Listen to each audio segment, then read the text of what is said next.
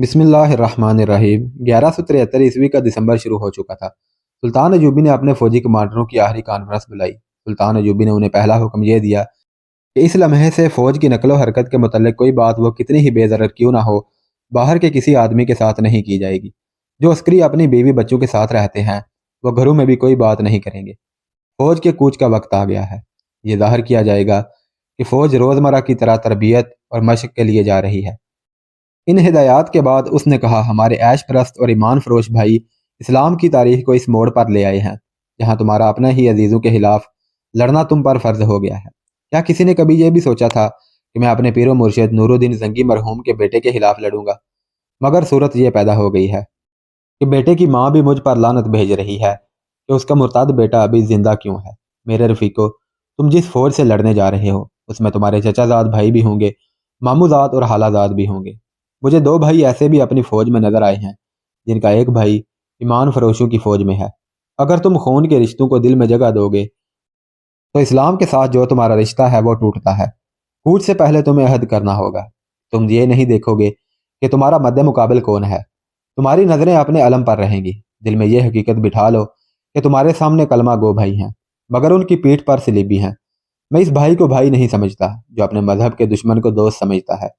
ایک واقعہ نگار کی تحریر سے پتہ چلتا ہے کہ اس لیکچر کے دوران صلاح الدین ایوبی کی آواز بھر آئی۔ اس نے خاموش ہو کر سر جھکا لیا۔ یہ دیکھنا کسی کے لیے مشکل نہ تھا کہ اس کی آنکھوں میں آنسو آ گئے تھے۔ وہ کچھ دیر سر جھکا کر خاموش بیٹھا رہا۔ کانفرنس کے شرکاء پر سکوت طاری ہو گیا۔ سلطان ایوبی نے سر اٹھایا اور دونوں ہاتھ دعا کے لیے اٹھائے اور آسمان کی طرف منہ کر کے گڑ گڑایا، خدائے عز و جل، میں تیرے نام کی خاطر، تیرے رسول صلی اللہ علیہ وسلم کے ناموس کی خاطر اپنے بھائیوں کے خلاف تلوار اٹھا رہا ہوں۔ اگر یہ گناہ ہے تو مجھے بخش دینا۔ میرے خدا، مجھے تیری رہنمائی کی ضرورت ہے، مجھے اشارہ دو، میں گمراہ ہوں، گناہ گار ہوں۔ اس نے سر پھر جھکا لیا اور جانے اسے اپنی ذات سے کوئی اشارہ ملا یا خدا نے اسے کوئی اشارہ دے دیا۔ اس نے گرجدار آواز میں کہا، ہمیں قبلہ اول کو آزاد کرانا ہے۔ تمہیں بیت المقدس پکار رہا ہے۔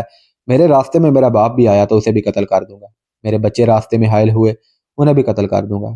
اس کا چہرہ دمکنے لگا۔ جذباتیت کا غلبہ ختم ہو چکا تھا۔ وہ پھر وہی صلاح الدین بن گیا جو صرف حقائق کے متعلق مختصر سی بات کیا کرتا تھا۔ اس نے کمانڈروں کو بتایا کہ 2 روز بعد رات کو کوچ ہوگا۔ اس نے پلان کے مطابق فوجوں کی جو تقسیم کی تھی وہ سب کو بتائی اور ہر حصے کے کمانڈر کو کوچ کا وقت بتایا۔ ہراول کے کمانڈر کو ضروری ہدایات دی۔ چھاپہ مار یعنی کمانڈو جیشوں کی تقسیم بتائی۔ پہلوؤں پر جن دستوں کو رکھنا تھا ان کے کمانڈروں کو کوچ کا انداز، راستہ اور وقت بتایا، اور اس نے سب کو یہ بھی بتایا کہ اس کا اپنا ہیڈ کوارٹر گھومتا پھرتا رہے گا۔ اس سے پہلے اس نے مصر کے راستے پر متحرک رہنے والے چھاپہ مار دستے بھیج دیے تھے، اور مسافروں اور خانہ بدوشوں کے بحروپ میں اس نے اپنی انٹیلیجنس کی بہت سی نفری ان علاقوں میں بھیج دی تھی جہاں ریمانڈ کی فوج کے آنے کی توقع تھی۔ رسد کے متعلق اسے کوئی پریشانی نہیں تھی۔ کم و بیش 1 سال تک مصر سے رسد اور کمک منگوانے کی ضرورت نہیں تھی۔ اسلحہ اور جانوروں کا سٹاک بھی اس نے دمشق میں جمع کر لیا تھا۔ اس نے گھوڑ سوار چھاپہ ماروں کو مصر کے راستے کے ارد گرد کے علاقوں میں اس ہدایت کے ساتھ بھیج دیا تھا کہ ریمانڈ کی فوج ادھر آئے تو اس پر شب ہون مارنے ہیں، اور اگر ضرورت محسوس ہو تو فوراً اطلاع دیں تاکہ صلیبیوں کو گھیرے میں لینے کا انتظام کیا جائے۔ 6-7 دسمبر 1173 کی رات کو راول دستے نے دمشق سے کوچ کیا۔ وہ رات بہت ہی سرد تھی۔ یہ جھکڑ چل رہے تھے جو جسم کو کاٹتے تھے۔ سپاہی اور گھوڑے ان جھکڑوں کے عادی ہو چکے تھے۔ راول کے کمانڈر کو بتا دیا گیا تھا کہ دیکھ بھال یعنی ریکی کا جیش پہلے روانہ ہو چکا ہے۔ اس کے سپاہی وردی میں نہیں تھے، وہ مسافروں کے بھیس میں گئے تھے۔ سلطان ایوبی نے انہیں یہ ہدایت دی تھی کہ تیز رفتار قاصد پیچھے آ کر راول کے کمانڈر کو آگے کی اطلاعات دیتے رہیں۔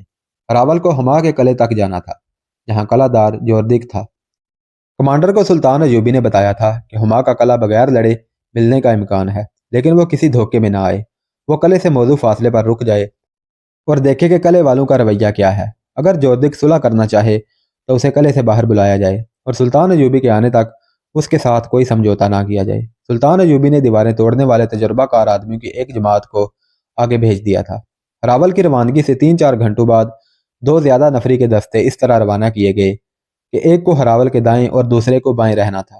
ان کے لیے ہدایت یہ تھی کہ اگر ہما کے قلعے سے ہراول کا مقابلہ ہو جائے تو یہ دونوں دستے دونوں طرف سے آگے بڑھ کر قلعے کا محاصرہ کر لیں اور اس پر اس قدر تیر برسائیں کہ دیوار توڑنے والی جماعت دیوار تک پہنچ جائے۔ ان دونوں حصوں کے درمیان سلطان ایوبی جا رہا تھا۔ راول اور دونوں پہلوؤں کے دستے سلطان ایوبی کی فوج کا چوتھا حصہ تھے۔ اس نے باقی تمام فوج پیچھے رکھی تھی۔ اس نے کم سے کم نفری سے دشمن سے جھڑپ لینے کا پلان بنایا تھا۔ رست کے لیے اس نے چھاپا مار دستے پھیلا دیے تھے۔ ایسے چھوٹے چھوٹے دستے ہما سے بہت آگے بھی بھیج دیے تھے تاکہ ہما سے کوئی قاصد حلب تک نہ جا سکے۔ اگر کہیں سے کمک آ جائے تو چھاپا مار اسے شب خون سے پریشان کرتے رہیں اور پیش قدمی روکے رکھیں۔ اگلا دن گزر گیا۔ رات گہری ہو چکی تھی جب ہراول کے دستے ہما سے 2-3 میل دور تک پہنچ چکے تھے۔ 9 دسمبر 1173 عیسوی کی صبح طلوع ہوئی تو قلعے پر کھڑے سنتریوں کو قہر اور دھند میں ایسے سائے نظر آئے جیسے بہت سے انسان اور گھوڑے ہوں۔ کوئی قافلہ ہو سکتا تھا۔ جو جو سورج اوپر اٹھتا گیا دھند چھٹتی گئی اور سائے نکھرتے گئے۔ سنتریوں نے دیکھا کہ یہ فوج ہے۔ انہیں ابھی یہ معلوم نہیں تھا کہ قلعے کے دائیں اور بائیں بھی فوج موجود ہے جو انہیں نظر نہیں آ سکتی۔ نکارہ بجا دیا گیا۔ ایک کمانڈر دوڑتا اوپر آیا۔ اس نے فوج دیکھی تو دوڑتا گیا اور قلعہ دار جوردک کو اطلاع دی۔ گھبراؤ نہیں، جوردک نے کمانڈر سے کہا، یہ کسی حملہ آور کی فوج نہیں ہو سکتی۔ سلیبی مجھے قتل نہیں کرا سکے۔ انہوں نے کوئی اور سازش کی ہوگی۔ انہوں نے سالے سے یہ حکم لے لیا ہوگا کہ ہما کا قلعہ مجھ سے لے کر کسی اور کو دے دیا جائے۔ یہ فوج قلعے کے لیے آئی ہوگی۔ تم باہر جاؤ اور دیکھو کہ یہ کس کا دستہ ہے اور یہ لوگ کیا چاہتے ہیں۔ کمانڈر گھوڑے پر سوار باہر نکلا اور سلطان ایوبی کے ہراول دستے کی طرف گیا۔ اس نے علم دیکھا، یہ سلطان ایوبی کا تھا۔ وہ ذرا پیچھے ہی رک گیا۔ ہراول دستے کا کمانڈر اس تک گیا۔ دونوں نے ایک دوسرے کو پہچان لیا۔ دونوں نور الدین زنگی کی فوج میں اکٹھے رہ چکے تھے۔ ایسا بھی ہونا تھا کہ ہم آپس میں لڑیں گے۔ ہراول دستے کے کمانڈر نے اس کے ساتھ ہاتھ ملا کر کہا، زنگی زندہ تھا تو ہم دوست اور رفیق تھے، وہ مر گیا تو ہم دشمن بن گئے۔ تم کیوں آئے ہو؟ قلعے کے کمانڈر نے پوچھا۔ تم قلعے کو نہیں بچا سکو گے، ہراول کے کمانڈر نے کہا۔ میں تمہیں مشورہ دیتا ہوں کہ قلعہ دار سے کہو کہ قلعہ ہمارے حوالے کر دے اور خون خرابہ نہ ہونے دے۔ ہم تمہیں زیادہ مہلت نہیں دیں گے۔ تھوڑی دیر میں قلعہ محاصرے میں آ چکا ہوگا۔ تمہاری کمک وغیرہ کے راستے بند کیے جا چکے ہیں۔ ہتھیار ڈال دو۔ قلعے کا کمانڈر کوئی جواب دیے بغیر واپس چلا گیا اور جوردک کو بتایا کہ صلاح الدین ایوبی نے حملہ کر دیا ہے اور وہ ہتھیار ڈالنے کو کہہ رہے ہیں۔ یہ دستے اس کے ہیں۔ جوردک نے چلا کر کہا، قلعے سے جھنڈا اتار لو، سفید جھنڈا چڑھا لو، سلطان صلاح الدین ایوبی آیا ہے۔ وہ دوڑتا باہر نکلا، گھوڑے پر بیٹھا اور قلعے سے نکل گیا۔ ہراول دستے کے کمانڈر کے پاس پہنچا۔ سلطان ایوبی بہت پیچھے تھا۔ جوردک ایک رہنما اور اپنے محافظوں کو ساتھ لے کر سلطان ایوبی کے ہیڈ کوارٹر کی طرف روانہ ہو گیا۔ سلطان ایوبی نے جوردک کو گلے لگا لیا۔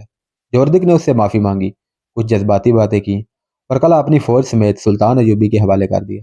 سلطان ایوبی اپنی مرکزی کمان کے ساتھ قلعے میں داخل ہوا تو اس نے سفید جھنڈے کی جگہ اپنا جھنڈا چڑھانے کا حکم دے دیا۔ جوردک نے قلعے میں مقیم فوج کے چھوٹے بڑے کمانڈروں کو سلطان ایوبی کے سامنے بلایا اور کہا کہ تم سے ہتھیار نہیں ڈلوائے گئے، تمہیں کسی نے شکست نہیں دی۔ اپنے سپاہیوں سے بھی کہہ دو کہ اپنے آپ کو شکست خوردہ نہ سمجھے۔ ہم سب مسلمان ہیں، اب ہم صلیبیوں اور ان کے دوستوں کے خلاف لڑیں گے۔ سلطان ایوبی جس مہم پر نکلا تھا اس کی پہلی منزل اسے کسی کاوش کے بغیر مل گئی۔ وہ خدا کے حضور سجدے میں گر گیا۔ اس کے بعد اس نے جوردک کے ساتھ آگے کا پلان بنانا شروع کر دیا۔ مشکل ایک ہی تھی کہ جوردک کے دستوں کو سردی میں لڑنے کی مشق نہیں کرائی گئی تھی، تاہم اس قلعے کو اڈا یعنی بیس بنا لیا گیا۔ جوردک کے دستوں کو ایسے طریقے سے تقسیم کیا گیا جس سے یہ دشواری ختم ہو گئی کہ وہ سردی میں نہیں لڑ سکیں گے۔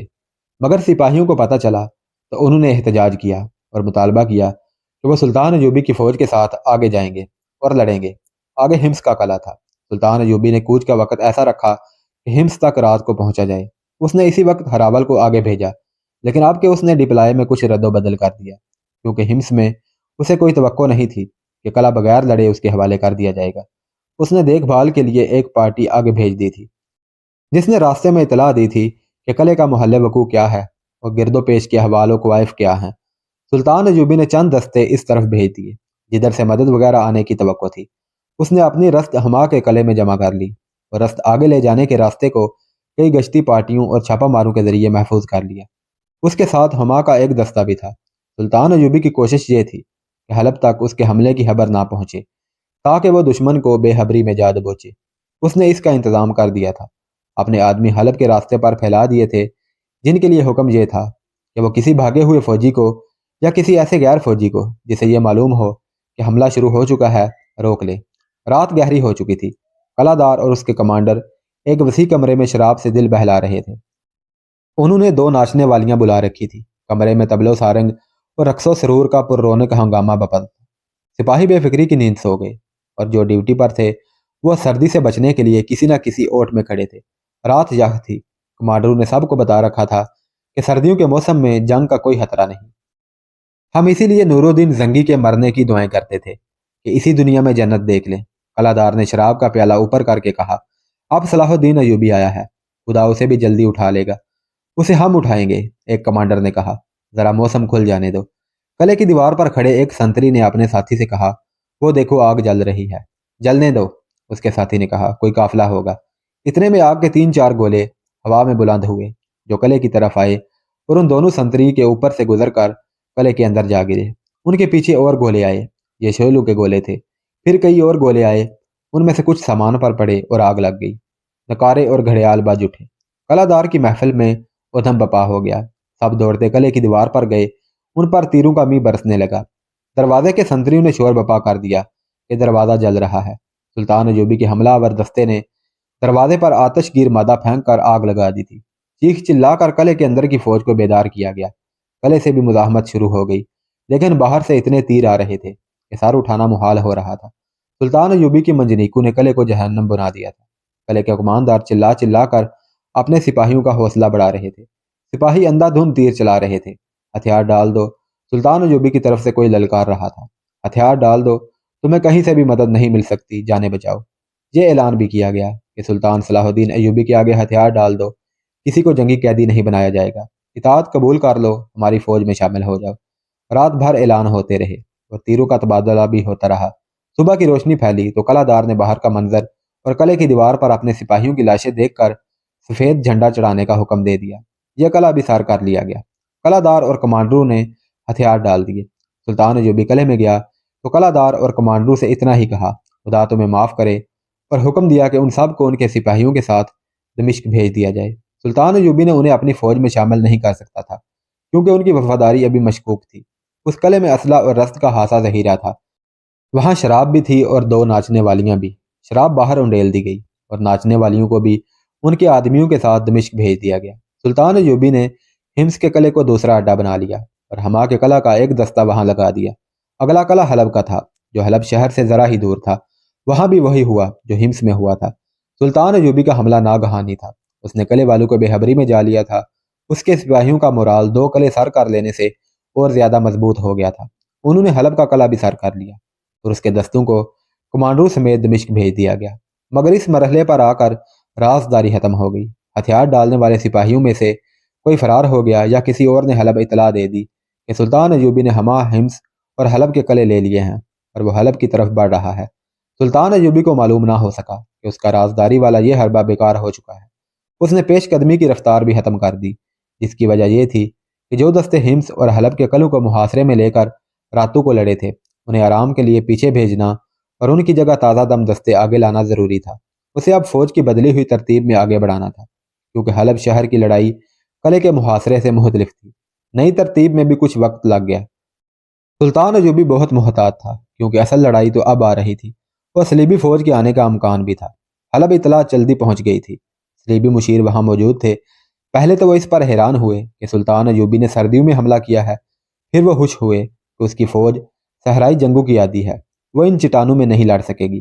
انہیں یہ احساس تھا کہ حلب کی فوج بھی اس علاقے میں نہیں لڑ سکے گی۔ انہوں نے 2 ترکیبیں سوچی، ایک یہ کہ سلطان ایوبی کو اپنی پسند کے میدان میں لڑائیں، اور دوسری یہ کہ یہاں صلیبیوں کی وہ فوج لائی جائے جو یورپ سے آئی ہے۔ ریمانڈ کی فوج میں ایسے سپاہیوں کی اکثریت تھی، چنانچہ فوری طور پر ریمانڈ کو تیز رفتار قاصدوں کے ذریعے اطلاع بھیج دی گئی کہ سلطان ایوبی حلب کی طرف بڑھ رہا ہے، اسے عقب سے گھیرے میں لے لیا جائے۔ وقت حاصل کرنے کے لیے انہوں نے یہ انتظام کیا کہ سلطان ایوبی کو حلب کے محاصرے میں زیادہ سے زیادہ دیر تک الجھائے رکھا جائے تاکہ ریمانڈ کو اپنی فوج لانے کے لیے وقت مل جائے۔ صلیبی مشیروں نے رازداری پر پوری توجہ دی۔ انہیں معلوم تھا کہ شہر میں سلطان ایوبی کے جاسوس بھی موجود ہیں، چنانچہ انہوں نے شہر کی ناکہ بندی کر دی۔ فوراً اعلان کر دیا گیا کہ شہر سے باہر کوئی نکلے گا تو اسے خبردار کیے بغیر تیر مار دیا جائے گا۔ اس کے ساتھ ہی مسجدوں میں اعلان کیا گیا کہ سلطان ایوبی جنگی طاقت اور بادشاہی کے نشے میں حملہ آور ہوا ہے۔ صلیبی ذہنی تحریب کاری کے ماہر تھے۔ انہوں نے پروپیگنڈے کی نئی مہم چلا دی۔ گھر گھر، گلی گلی، مسجد مسجد اس قسم کی افواہیں پھیلا دیں کہ سلطان ایوبی کی فوج جس شہر کو فتح کرتی ہے وہاں کی تمام لڑکیوں کو جمع کر کے آبرو ریزی کرتی ہے۔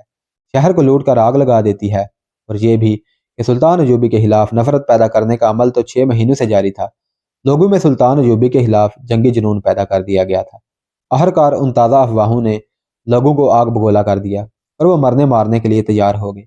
शहर की नाकाबंदी ने सुल्तान अयूबी के जासूसों को बेकार कर दिया।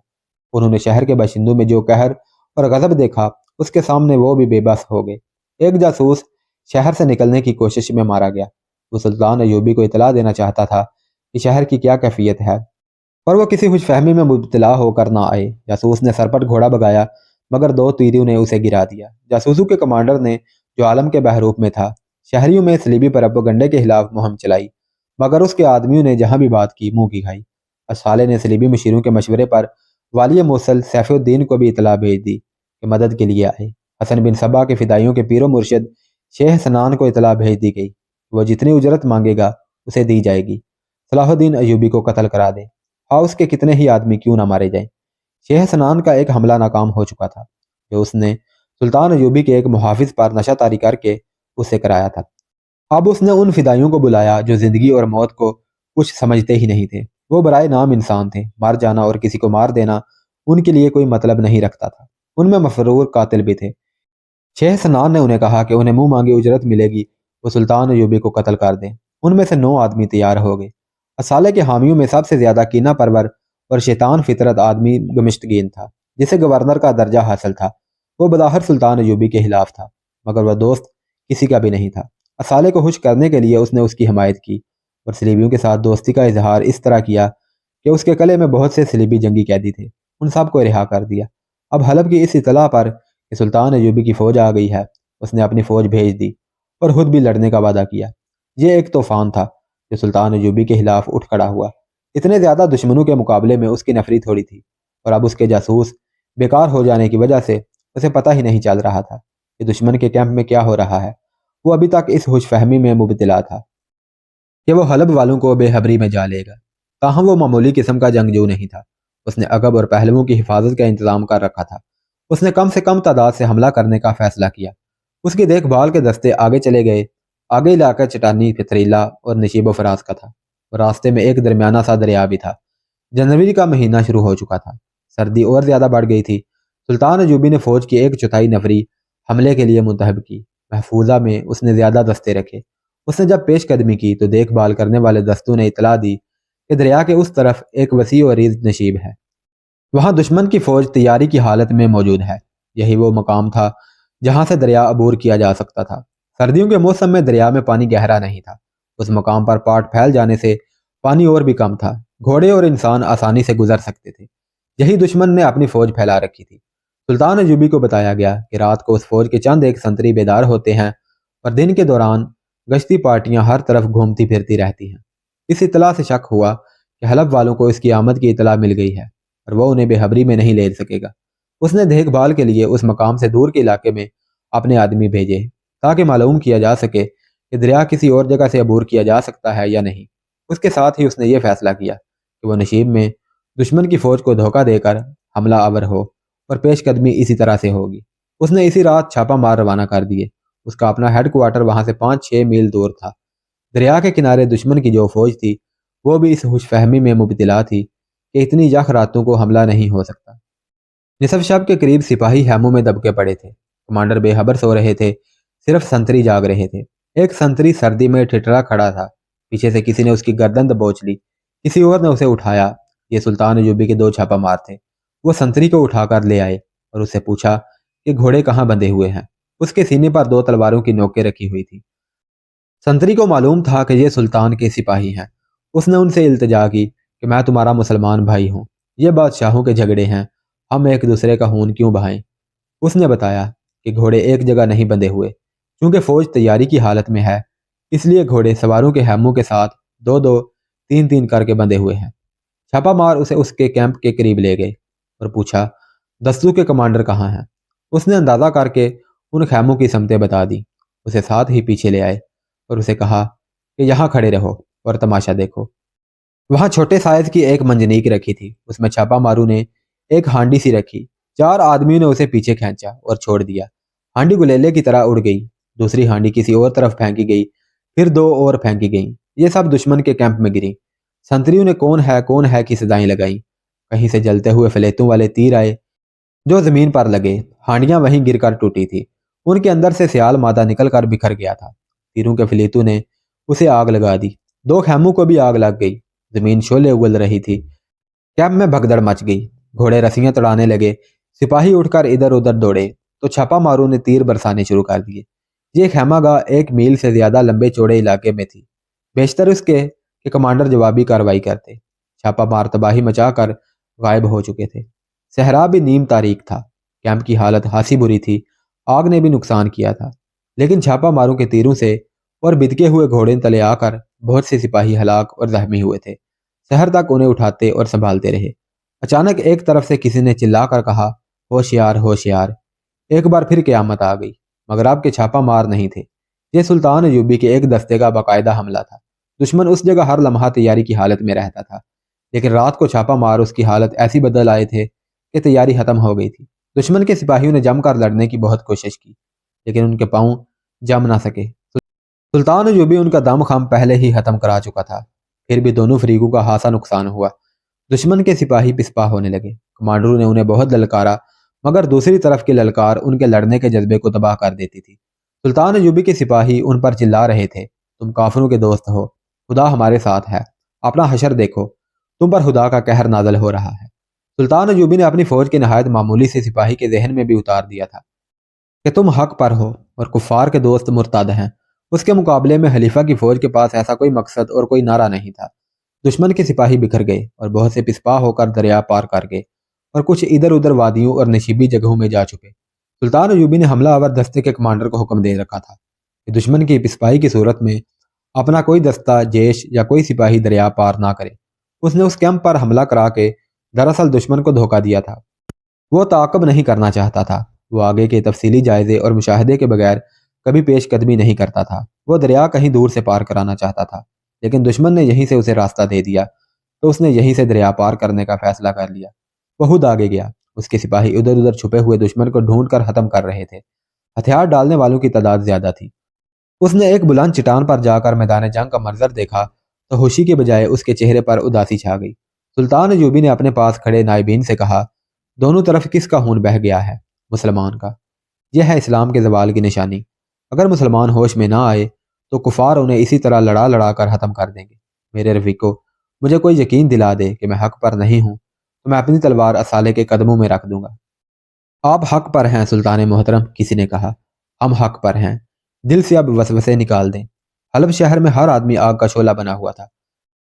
سلطان ایوبی کے دستے دریا پار کر گئے تھے۔ حلب سامنے نظر آ رہا تھا۔ سلطان ایوبی نے شہر کو دیکھا، اس کی وسعت، ساحت اور دفاعی انتظامات دیکھے اور جائزہ لیا کہ محاصرہ کیا جائے یا سیدھا حملہ کر کے شہر کے اندر لڑا جائے۔ اسے ابھی تک معلوم نہیں تھا کہ شہر کی اندر کی جذباتی کیفیت کیا ہے۔ اسے توقع تھی کہ شہری چونکہ مسلمان ہیں، اس لیے وہ دونوں مسلمان فوجوں کی جنگ کے خلاف ہوں گے۔ غالباً اسی توقع نے اس سے وہ کارروائی کرائی جس نے اسے پریشان کر دیا۔ اس نے نفری سے نیم محاصرے کی ترتیب میں اپنے دستے آگے بڑھائے۔ لڑائی کی ابتدا تیروں کے تبادلے سے ہوئی، لیکن کچھ ہی دیر بعد اس نے محسوس کیا جیسے اس کے دستے پیچھے ہٹ رہے ہیں۔ حلب کی دفاع میں لڑنے والوں کا یہ عالم تھا کہ ایک طرف سے کم و بیش 200 گھوڑ سوار نکلے۔ انہوں نے سلطان ایوبی کے ایک دستے کے ایک پہلو پر حملہ کر دیا۔ یہ بڑا ہی تیز اور دلیرانہ حملہ تھا جو پیادہ دستے پر کیا گیا تھا۔ اس کے سواروں نے جوابی حلہ بول کر اپنے پیادہ دستے کو بچانے کی نہایت اچھی کوشش کی، لیکن گھوڑوں کے تصادم میں اپنے ہی پیادے کچلے گئے۔ پھر یوں ہونے لگا کہ شہر سے ایک جیش پیادہ یا سوار نکلتا، ان کے پیچھے سے شہر کی منڈیروں اور بلند جگہوں سے تیروں کی بچھاڑیں آتی اور حملہ کرنے والے جیش سلطان ایوبی کی صفوں میں گھس جاتے۔ حلب کا یہ مارکا بڑا ہی خون ریز تھا۔ اس کیفیت میں سلطان ایوبی کے 2-3 جاسوس باہر نکل آئے اور سلطان ایوبی کو ڈھونڈتے ڈھونڈتے اس تک پہنچ گئے۔ انہوں نے بتایا کہ شہریوں کو کس طرح اس کے خلاف بھڑکایا گیا ہے اور شہر کے دفاع میں لڑنے والے اتنے فوجی نہیں جتنے شہری ہیں۔ سلطان ایوبی کو یہ تو پہلے ہی معلوم تھا کہ حلب کے باشندوں پر اس کے خلاف جنگی جنون طاری کیا جا رہا ہے، لیکن اسے اندازہ نہیں تھا کہ شہری اس پاگل پن سے لڑیں گے۔ وہ ان کی دلیری پر اش اش کر اٹھا، لیکن بڑے افسوس کے ساتھ کہنے لگا، یہ ہے مسلمان کی شان۔ ان کا عسکری جذبہ دیکھو، کفار مسلمان کے اسی جذبے کو ختم کر رہے ہیں۔ سلطان ایوبی نے اپنے دستوں کو پیچھے ہٹا لیا۔ اسے کسی نائب نے مشورہ دیا کہ شہر پر منجنیکوں سے آگ پھینکی جائے۔ سلطان ایوبی نے یہ مشورہ قبول کرنے سے انکار کر دیا۔ اس نے کہا کہ شہریوں کے گھر تباہ ہو جائیں گے، ان کی عورتیں اور بچے مارے جائیں گے، اسی لیے میں نے تباہ کار چھاپا ماروں کو نہیں بھیجا۔ اگر یہ شہر صلیبیوں کا ہوتا تو اب تک شولوں کی لپیٹ میں اور میرے چھاپا ماروں کی زد میں ہوتا۔ جو مسلمان میدان جنگ میں آ کر لڑتے اور مرتے ہیں انہیں میں روک نہیں سکتا، اور جو گھروں میں بیٹھے ہیں انہیں مارنا نہیں چاہتا۔ اس نے چند اور دستے آگے بلا کر شہر کو مکمل محاصرے میں لے لیا اور حکم دیا کہ دفاع میں لڑا جائے، حملہ ہو تو روکا جائے، حملہ نہ کیا جائے، اور محاصرے کو مضبوط رکھا جائے۔ نفری کی بھی کمی تھی اور شہر کو تباہی سے بچانے کا خیال بھی تھا۔ جنوری کا پورا مہینہ محاصرہ جاری رہا۔ حلب کی فوج اور شہریوں نے محاصرہ توڑنے کے لیے حملے کیے، لیکن اب وہ کامیاب نہیں ہو سکتے تھے کیونکہ سلطان ایوبی نے اپنے دستوں کی ترتیب اور سکیم بدل دی تھی۔ 1 فروری کی صبح سلطان کو اطلاع ملی کہ تریپولی کا صلیبی حکمران ریمانڈ ہما کی طرف بڑھ رہا ہے۔ اسے ریمانڈ کی فوج کی نفری کی اطلاع بھی دی گئی۔ سلطان ایوبی کو پہلے ہی توقع تھی کہ یہ صورت بھی پیدا ہوگی، اس کے لیے وہ تیار تھا۔ اس نے اس کے لیے دستے محفوظ رکھے ہوئے تھے اور ایسی جگہ رکھے ہوئے تھے جہاں سے وہ ریمانڈ کے استقبال کے لیے بروقت پہنچ سکتے تھے۔ اس نے یہ اطلاع ملتے ہی اپنے قاصد کو اس پیغام کے ساتھ ان دستوں کی طرف دوڑایا کہ جس قدر جلدی ہو سکے الرستان کے علاقے میں پہنچ کر بلندیوں پر تیر انداز بٹھا دو۔ سوار دستے پیچھے رکھو، میں آ رہا ہوں۔ اگر صلیبی فوج مجھ سے پہلے آ جائے تو سامنے کی ٹکر نہ لینا، گھات لگانا اور شب خون مارنا۔ الرستان ایک پہاڑی سلسلے کا نام تھا۔ ریمانڈ کو اس میں سے گزر کر آنا تھا۔ ریمانڈ کی پیش قدمی کا راستہ اس کے پلان کے مطابق موزوں تھا۔ وہ ہما تک پہنچ کر سلطان کے عقب کے لیے اور رست وغیرہ کے راستے کے لیے خطرہ بن سکتا تھا۔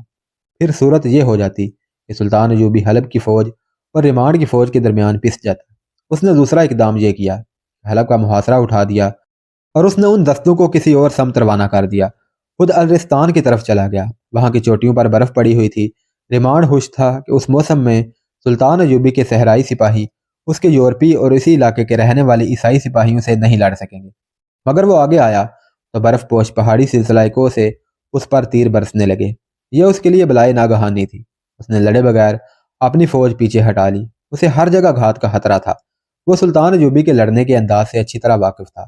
اس نے بہت پیچھے ہٹ کر پڑاؤ ڈال دیا۔ وہ اپنے راستے پر نظر ثانی کرنا چاہتا تھا۔ وہ سب بگڑ گیا۔ بارشیں شروع ہو گئیں۔ 7-8 دنوں میں گھوڑوں کا خشک چارہ ختم ہو گیا۔ اناج کی بھی ضرورت محسوس ہوئی۔ اس نے رست کا انتظام نہایت اچھا رکھا تھا۔ وہاں تک اسے باقاعدگی سے رست پہنچ رہی تھی، مگر کئی دن پیچھے سے نہ رست آئی نہ کوئی اطلاع۔ اس نے قاصد بھیجا جو واپس آ گیا اور پیغام لایا کہ سلطان ایوبی کی فوج نے راستہ روک رکھا ہے۔ ریمانڈ بہت حیران ہوا کہ سلطان ایوبی اتنی جلدی یہاں کیسے پہنچ گیا۔ اس نے اپنے 2 افسروں کو پیچھے کا جائزہ لینے کے لیے بھیجا۔ یہ 2 افسر 3-4 روز بعد واپس آئے۔ انہوں نے تصدیق کی کہ سلطان ایوبی نے رست کا راستہ روک لیا ہے، اور یہ بھی کہ اس نے حلب کا محاصرہ اٹھا لیا ہے۔ اس کا مطلب یہ ہے کہ ہمارا فرض ادا ہو گیا ہے، ریمانڈ نے کہا۔ فوج کو واپس تریپولی لے چلو۔